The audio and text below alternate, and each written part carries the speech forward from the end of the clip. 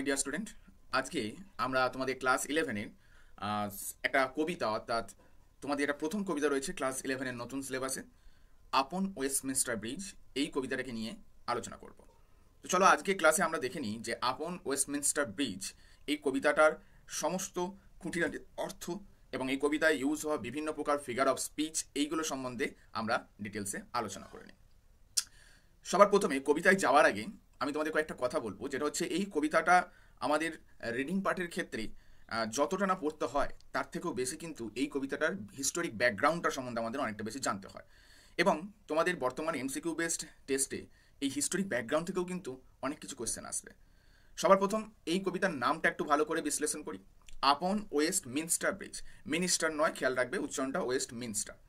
Westminster actually এই ব্রিজটার অস্তিত্ব রয়েছে এবং সেটা কোথায় না, ইংল্যান্ডের লন্ডন শহরে। এবং এই ওয়েস্টমিনস্টার ব্রিজ কোন নদীর উপর অবস্থিত না, টেমস নদীর উপর অবস্থিত। এটা কিন্তু আমাদের এমসিকিউতে অনেক ক্ষেত্রে বারবার আসে যে ওয়েস্টমিনস্টার ব্রিজ কোন নদীর উপর অবস্থিত। এটা টেমস নদীর উপর অবস্থিত। এটা ছিল কবিতার নাম এবং এর বাস্তব অস্তিত্ব কোথায়। এবার এই কবিতার একটা হিস্টোরিক ব্যাকগ্রাউন্ড রয়েছে বলে আমি তোমাদের বর্ণনা করলাম। তবে সেই হিস্টোরিক ব্যাকগ্রাউন্ডে যাওয়ার আগে চলো এই কবিতার যিনি কবি অর্থাৎ উইলিয়াম ওয়ার্ডসওয়ার্থ সম্বন্ধে দু চারটে কথা আমরা জেনে নিই। উইলিয়াম ওয়ার্ডসওয়ার্থ কে ছিলেন? একজন ইংলিশ পোয়েট। ইংরাজি সাহিত্যগুলোকে বিভিন্ন এরা বা বিভিন্ন যুগে ভাগ করা হয়ে থাকে এবং বিভিন্ন এরা বা বিভিন্ন যুগগুলোকে ভাগ করলে তার মধ্যে একটা অন্যতম যুগ বা অন্যতম পিরিয়ড যদি কিছু হয়ে থাকে, that is romantic period. Romantic period মানে কি?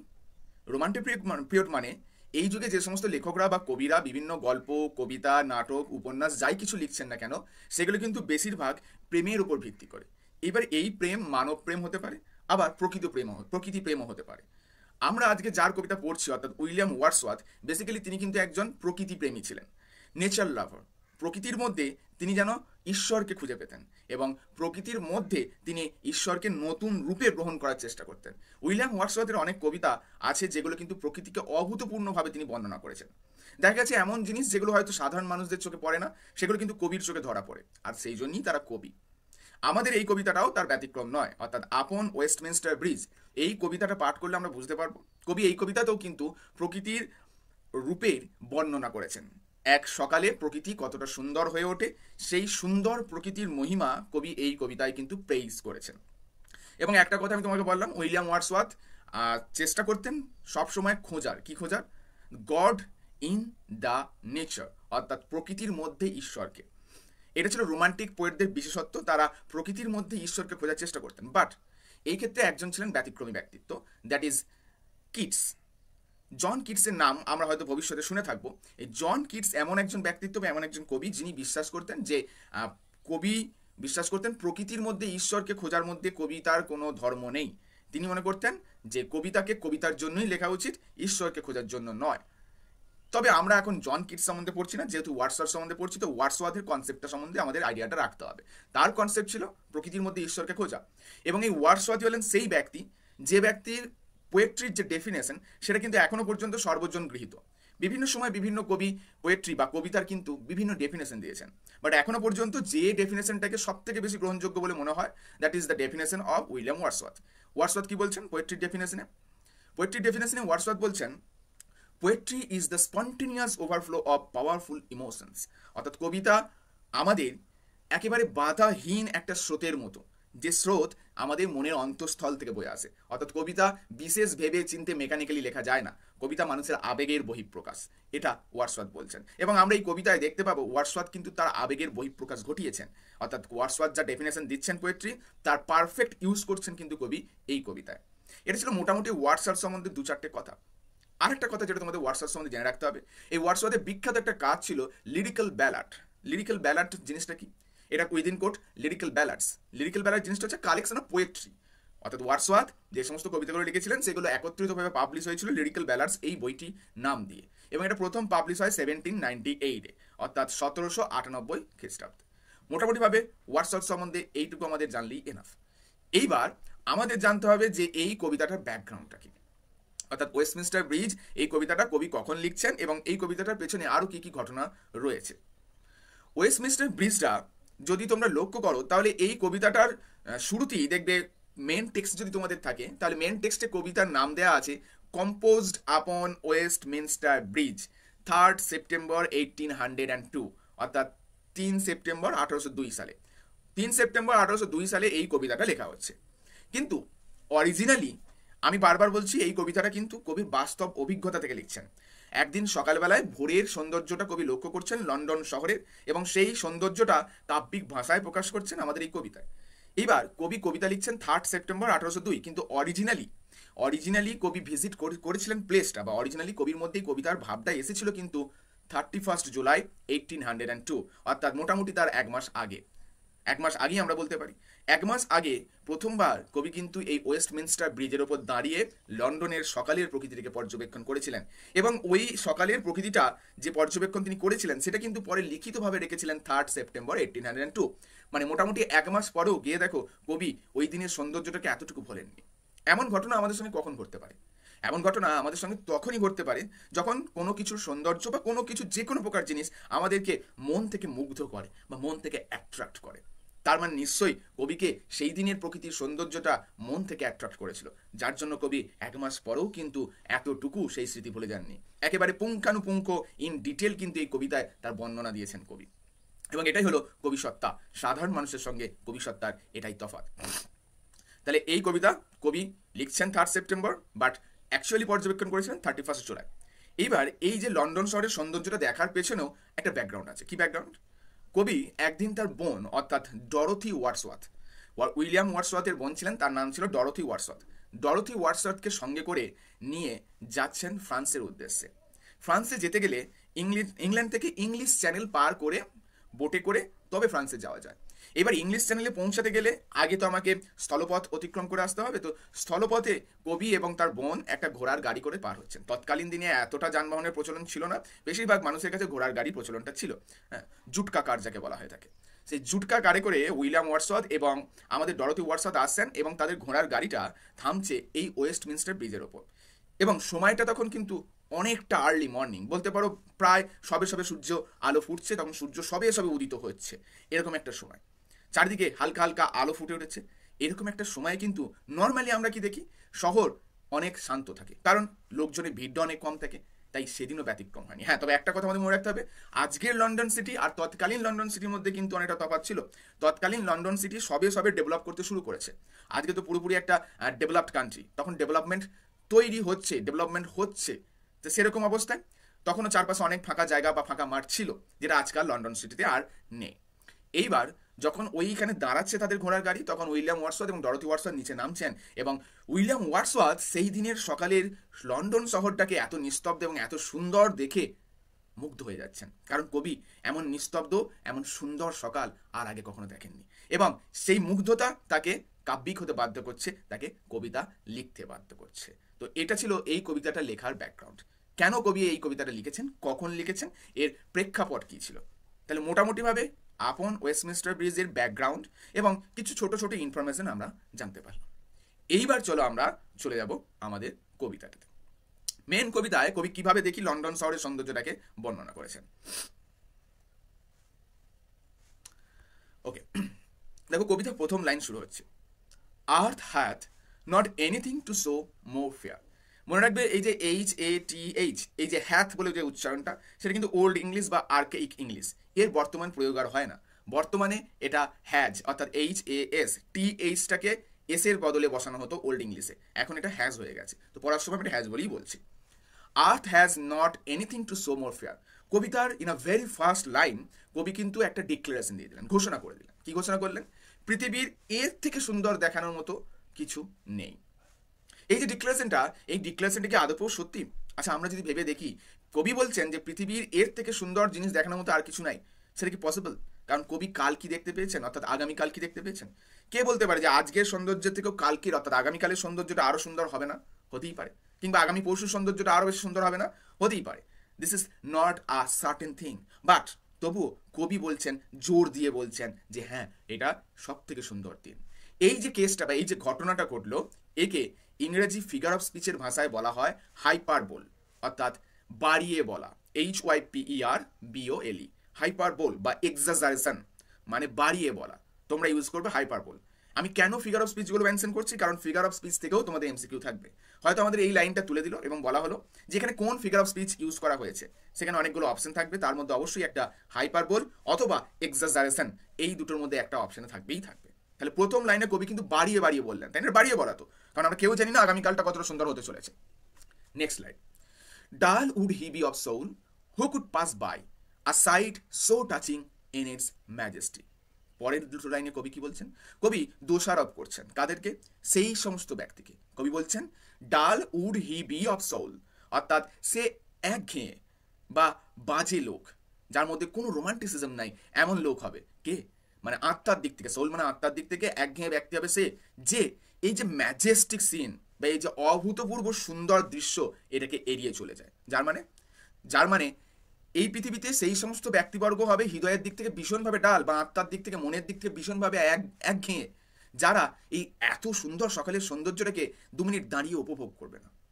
এমন ব্যক্তিও তো আমাদের সমাজে অনেকে আছে যারা সুন্দরতা কি জিনিস বা প্রকৃতি কি জিনিস বোঝে না, যারা কেবল কর্মব্যস্ততায় মগ্ন, যাদের কাছে অর্থই সমস্ত কিছু, সমস্ত জায়গায় যারা শুধু অর্থই খুঁজে বেড়ায়, যারা মানসিক শান্তির থেকেও বেশি আর্থিক শান্তিটা জোর দেয়, তারা অ্যাকচুয়ালি ডাল। কবি তাদেরকে ইন্ডিকেট করছেন, বলছেন এই সমস্ত ব্যক্তি যাদের কাছে মানসিক শান্তির থেকেও আর্থিক শান্তি বেশি গুরুত্বপূর্ণ, তারা ডাল।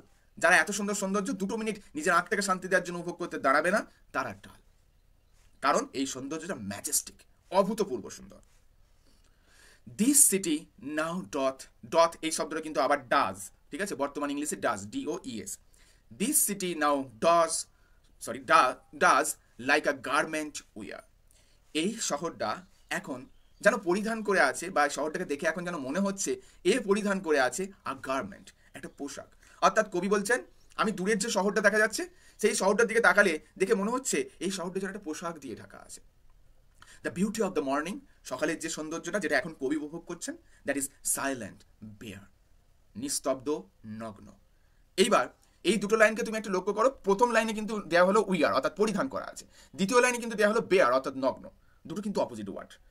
পরিধান করা মানে ঢাকা থাকা, বেয়ার মানে নগ্ন অর্থাৎ উন্মুক্ত খোলা। তাহলে কবি এই যে দুটো শব্দ পরপর দুটো লাইনে ইউজ করলেন, দোজ আর কন্ট্রাস্টিং আইডিয়া। কেন করলেন? ওই যে একটা বৈপরীত্য ভাব তুলে ধরার জন্য। বৈপরীত্য ভাবটা তুলে ধরার প্রয়োজনীয়তাটা কি এখানে? কেন কবি এরকম দুটো শব্দ প্রয়োগ করলেন যেটা অপোজিট? দেখো, প্রথম ভাগে সিটিটা উইয়ার অর্থাৎ পরিধান করে আছে, গার্মেন্ট বা পোশাক, বা আমরা বলতে পারি যে কোনো কিছু, ধরে নাও আচ্ছাদন বা চাদর ঢাকা দিয়ে আছে। এইবার ভেবে দেখো শহরটা নগ্ন কখন হবে?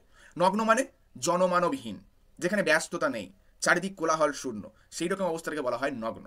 শহর নগ্ন, শহরের প্রাণ কি? তার কলকারখানা, তার লোকজন, এই সমস্ত কিছু। শহরটা নগ্ন বা প্রাণহীন হয়ে থাকবে কখন? যখন কলকারখানা বন্ধ থাকবে, লোকজনেরা শুয়ে থাকবে। তাহলে মানুষজন ঘরে ঢাকা দিয়ে শুয়ে আছে বা চাদর ঢাকা দিয়ে শুয়ে আছে, সেই কারণেই তো শহরটা নগ্ন, সেই কারণেই তো শহরটা সাইলেন্ট। যদি মানুষজনকে আমরা ঢাকা দিয়ে না রাখতাম, তাহলে শহরটা সাইলেন্ট থাকতো না। তাহলে এই যে কন্ট্রাস্টিং আইডিয়াটা প্রকাশ করেছেন কবি, তার পেছনে একটা যুক্ত কারণ রয়েছে। কারণ শহরটাকে ঢাকা দিলেই বা শহরে মানুষগুলোকে ঢাকা দিয়ে রাখলি, তবেই এই প্রকৃতিটা নগ্ন থাকবে, শহরটা নগ্ন থাকবে, অনেক বেশি সাইলেন্ট থাকবে। এই কারণেই কিন্তু কবি এখানে দুটো বিপরীত শব্দ প্রয়োগ করলেন। বেশ, পরের লাইনটা আসি, দেখো।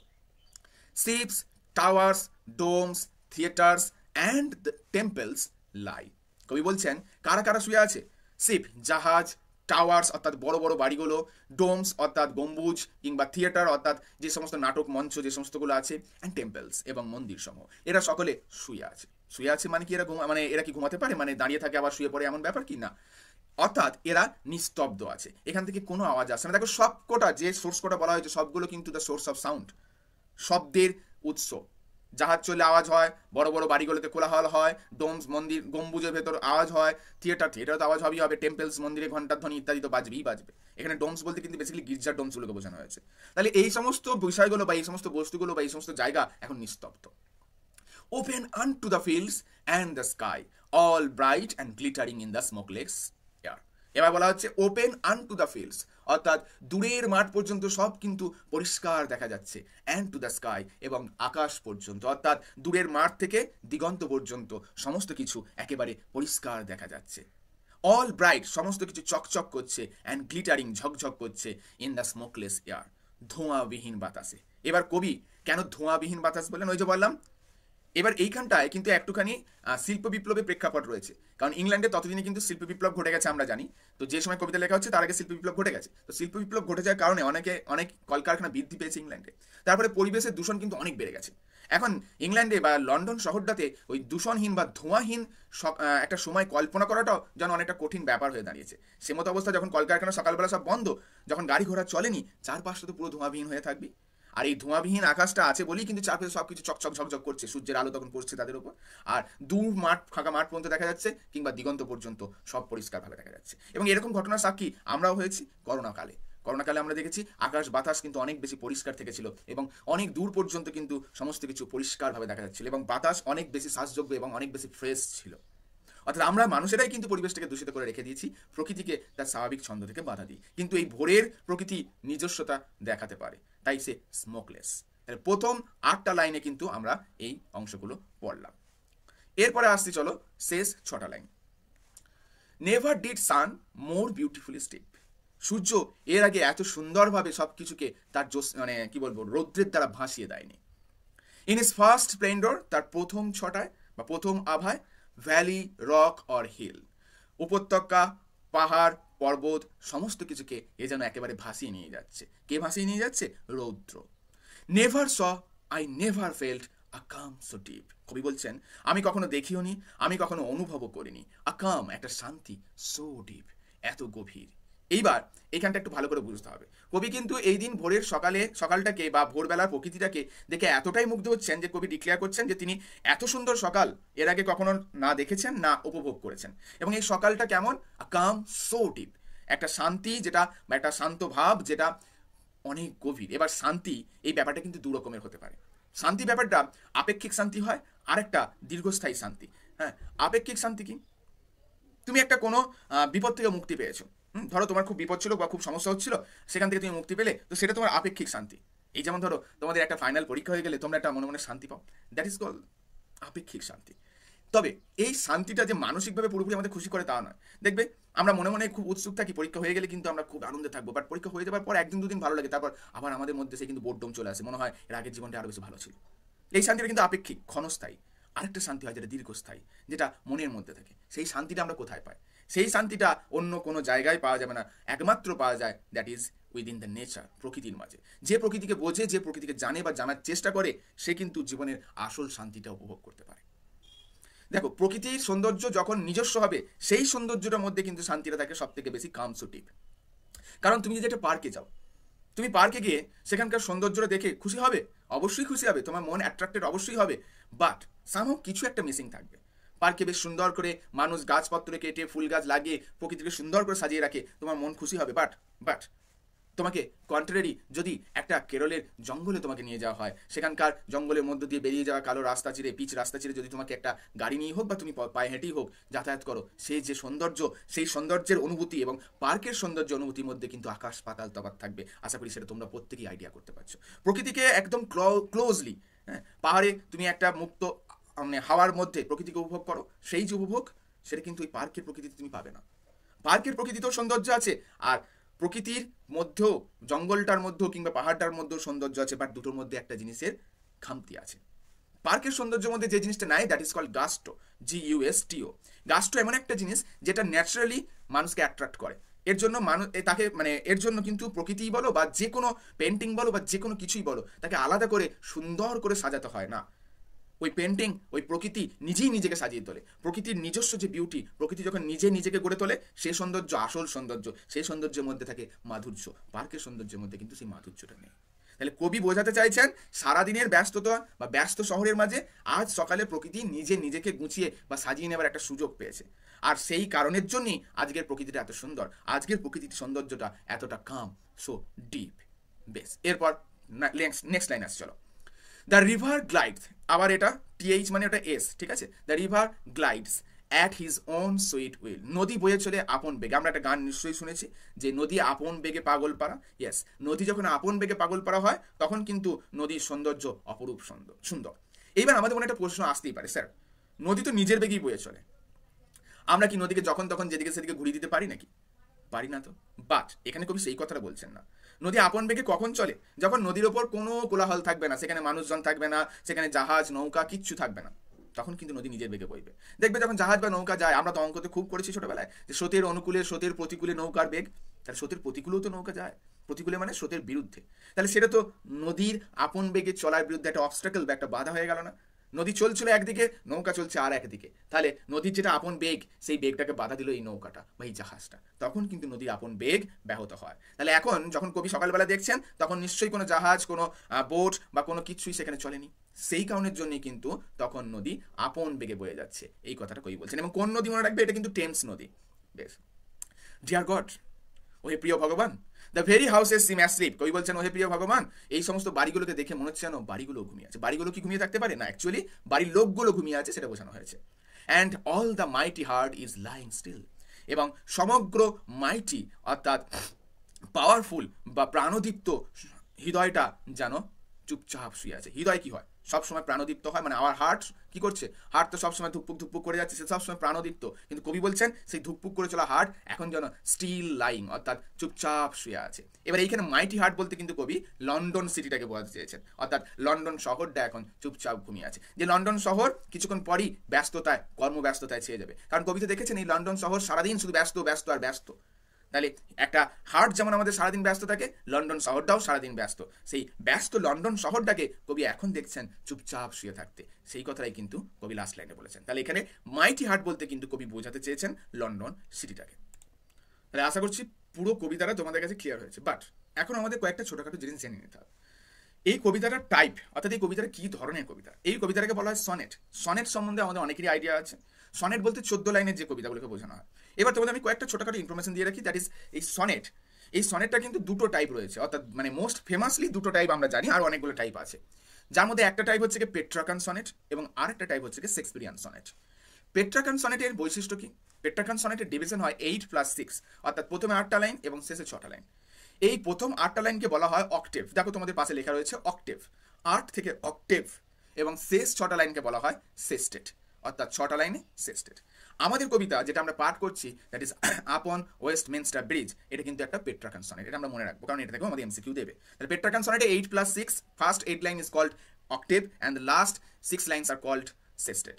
ওকে, তাহলে এটা হচ্ছে কি অক্টেভ এবং সেস্টেটে বিভক্ত। আর একটা টাইপ অফ সনেট যেটা তোমাদের বলেছি, that is Shakespearean sonnet. Shakespearean সনেটের বৈশিষ্ট্য কি? মানে উইলিয়াম শেক্সপিয়ারের লেখা যে সনেট, তাকে বলা হয় শেক্সপিয়ারিয়ান সনেট। শেক্সপিয়ারিয়ান সনেটের বৈশিষ্ট্য, সেখানে কিন্তু প্রথমে 4টে করে মোট 12টা লাইন থাকবে, 3টে স্ট্যান্ডায়, অর্থাৎ ফার্স্ট স্ট্যান্ডায় 4টে, সেকেন্ড স্ট্যান্ডায় 4টে এবং থার্ড স্ট্যান্ডায় 4টে, তাহলে 3 4 12টা লাইন, এবং লাস্ট স্ট্যান্ডায় থাকবে 2টো লাইন, এইভাবে বিভক্ত, অর্থাৎ 4+4+4+2। এইবার এই যে 4টে করে লাইন যেগুলো থাকে তাকে বলা হয় কোয়াট্রেইন, এবং লাস্টে যে 2টো লাইন থাকে তাকে বলা হয় কাপলেট। কাপ এবং প্লেট নয়, দ্যাট ইজ কাপলেট, অর্থাৎ কাপেল বলি আমরা, সেই কাপেল থেকে কাপলেট, যেহেতু 2টো লাইন। ওকে, তো বেসিক্যালি এইভাবে ডিভিশনটা করা হয় পেট্রাকান সনেট এবং শেক্সপিয়ারিয়ান সনেটকে।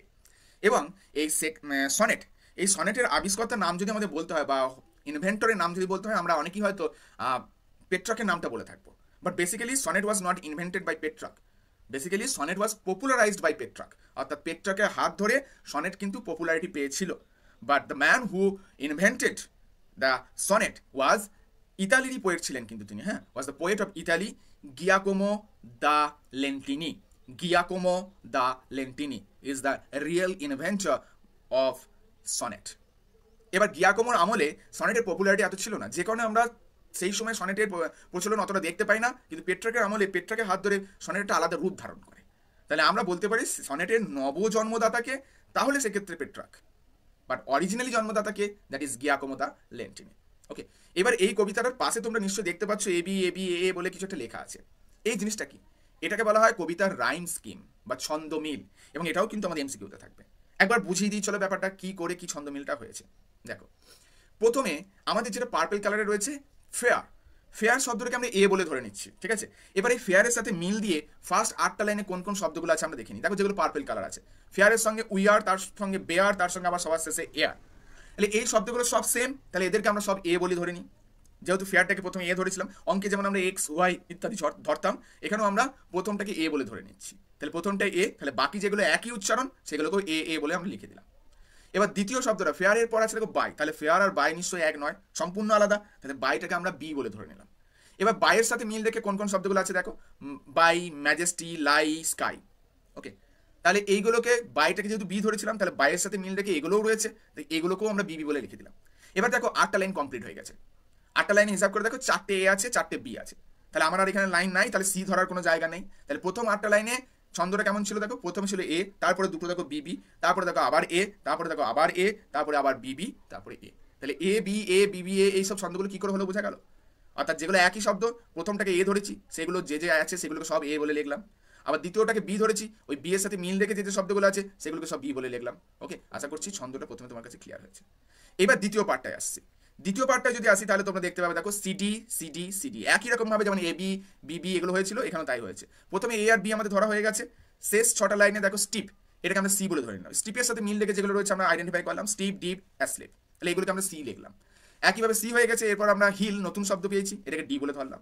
হিলের সাথে মিল রেখে দেবে হিল, উইল, স্টিল, এগুলো ডি, তাহলে ওগুলোকে আমরা ডি বলে লিখলাম। তাহলে আমাদের মনে রাখতে হবে ছন্দটা কি, আব্বা আব্বা, সিডি সিডি সিডি, দেখো এ বিবি এ আব্বা, এ বিবি এ আব্বা। ওকে, তো তারপরে দেখো সিডি সিডি সিডি, তিনবার সিডি সিডি করে। ওকে, আশা করছি এই রাইম স্কিমটাও তোমাদের কাছে ক্লিয়ার হয়েছে। তো বেসিক্যালি মোটামুটি যা যা কোশ্চেন এখান থেকে হতে পারে সম্পূর্ণটা বা কমপ্লিটলি কিন্তু আমি কভার করে দিলাম। আশা করছি তোমাদের পুরো ক্লাসটা ভালো লেগেছে।